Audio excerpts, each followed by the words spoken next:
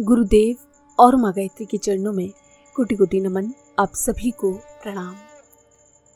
हमारे दुखों का क्या कारण है, किस कारण से हमको दुख मिलते हैं और इन दुखों का निवारण कैसे हो, आइए हम जानते हैं गायत्री ही कामधेनु है पुस्तक से।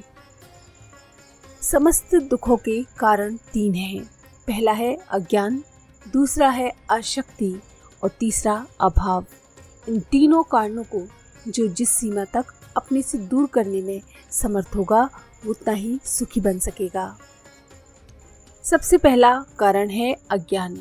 अज्ञान के कारण मनुष्य का दृष्टिकोण दूषित हो जाता है। वो तत्वज्ञान से अपरिचित होने के कारण उल्टा पुल्टा सोचता है और उल्टे काम करता है। इसीलिए उलझनों में अधिक फंस जाता है और दुखी बनता है।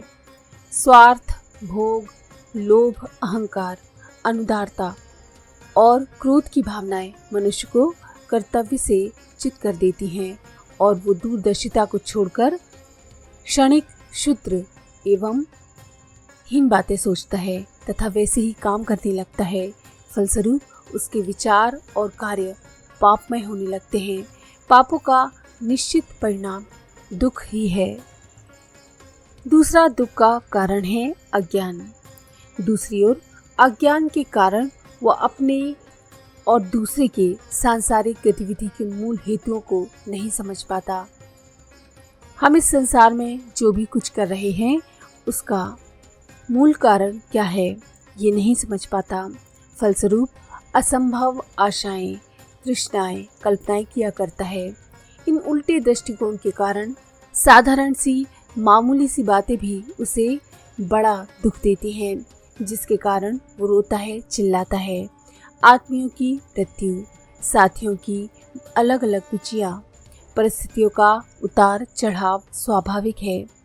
पर अज्ञानी सोचता है कि जो मैं चाहता हूँ वही सदा होता रहे, कोई प्रतिकूल बात सामने आए ही ना। इस असंभव आशा के विपरीत घटनाएं जब भी घटित होती हैं तो वो रोता है, चिल्लाता है। प्रकृति का एक नियम है कि रात होती है तो दिन भी होता है और दिन होती है तो रात भी होती है। परिस्थितियाँ हमेशा एक सी नहीं रहती। कभी सुख आते हैं, कभी दुख आते हैं। जो ज्ञानी जन होते हैं वो इस बात को अच्छी तरह से समझते हैं और परिस्थितियों से अपना तालमेल बैठा लेते हैं, जबकि अज्ञानी मनुष्य हर काम को, हर चीज़ को अपनी तरह से चाहता है। दुख आने पर रोने लगता है, चिल्लाने लगता है और सुख आने पर अति हर्षित होने लगता है। जबकि इंसान को सदैव ये याद रखना चाहिए कि सुख और दुख सिक्के के 2 पहलू हैं। कभी सुख आएगा तो कभी दुख आएगा। दुखों का तीसरा कारण है अशक्ति। अशक्ति का अर्थ है निर्बलता। शारीरिक, मानसिक, सामाजिक, बौद्धिक, आत्मिक निर्बलताओं के कारण मनुष्य अपने स्वाभाविक जन्म सिद्ध अधिकारों का भार अपने कंधे पर उठाने में समर्थ नहीं होता। फलस्वरूप उनसे वंचित रहना पड़ता है। स्वास्थ्य खराब हो, बीमारी ने घेर रखा हो तो स्वादिष्ट भोजन, तरुणी युवती, मधुर गीत, वाद्य, सुंदर दृश्य सारे निरर्थक हो जाते हैं। धन दौलत का कोई कहने लायक सुख उसे नहीं मिल पाता। बौद्धिक निर्बलता हो तो साहित्य, काव्य, दर्शन, मनन, चिंतन का रस प्राप्त नहीं होता।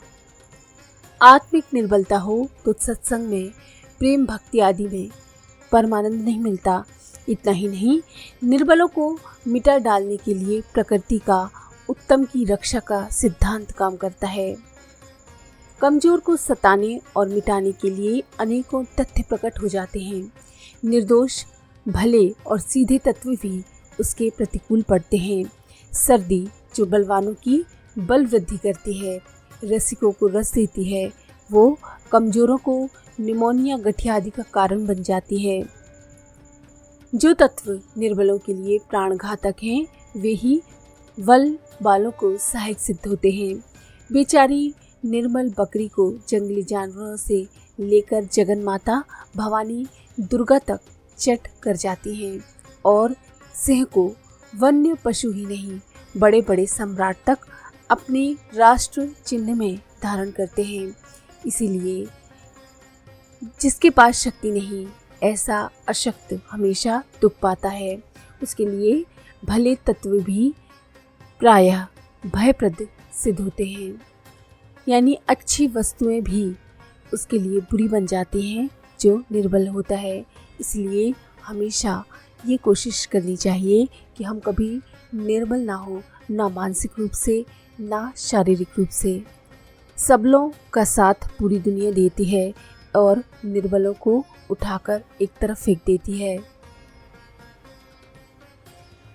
तीसरा दुख है अभावजन्य दुख, यानी पदार्थों का अभाव। अन्न, वस्त्र, जल, मकान, पशु, भूमि, सहायक मित्र, औषधि, पुस्तक, शास्त्र, शिक्षक आदि के अभाव में बहुत पीड़ाएं, कठिनाइयां भुगतनी पड़ती हैं। उचित आवश्यकताओं को कुचल करके मन मार करके बैठना पड़ता है और जीवन के महत्वपूर्ण क्षणों को मिट्टी के मोल नष्ट करना पड़ता है। योग और समर्थ व्यक्ति भी साधनों के अभाव में अपने को लुंज पुंज अनुभव करते हैं और दुख पाते हैं। लेकिन इन तीनों प्रकार के दुखों को मिटाने के लिए एक गायत्री है जो कामधेनु है, जिसकी पूजा, उपासना, आराधना और भक्ति भावना करता है। वो प्रतिक्षण माता का दुग्धपान करने का आनंद पाता है। अभावों के कारण उत्पन्न होने वाले कष्टों से छुटकारा पाकर मनोवांछित फल प्राप्त करता है। इसीलिए तो शास्त्रों में गायत्री की इतनी महिमा का गान किया गया है। इसीलिए हमको कोई भी दुख हो, कैसी भी परेशानी हो, कोई भी समस्या हो, गायत्री साधना करके हम उन सभी दुखों को दूर कर सकते हैं और अपने जीवन को अमृतमय बना सकते हैं। तो अगर आपको ये जानकारी पसंद आई हो तो प्लीज़ लाइक करें, शेयर करें, सब्सक्राइब करें और बेल के आइकन पर क्लिक करके ऑल पर क्लिक करना ना भूलें। धन्यवाद।